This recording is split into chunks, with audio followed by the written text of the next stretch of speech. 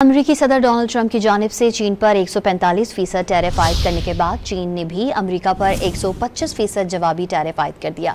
चीन और अमरीका के दरमियान तिजारती जंग जारी है। चीनी वजारत खजाना का कहना है कि वो अमरीकी दरामदात पर इजाफी टैरिफ 84% से बढ़ाकर 125% कर देंगे। अमरीकी एशिया पर चीन के इजाफी टैरिफ का नफाज कल 12 अप्रैल से होगा।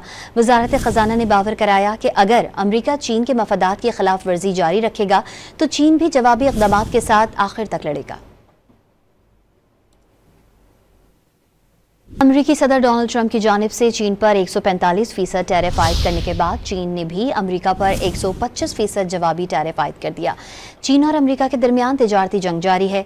चीनी वजारत खजाना का कहना है कि वो अमरीकी दरामदात पर इजाफी टैरिफ 84% से बढ़ाकर 125% कर देंगे। अमरीकी एशिया पर चीन के इजाफी टैरिफ का नफाज कल 12 अप्रैल से होगा।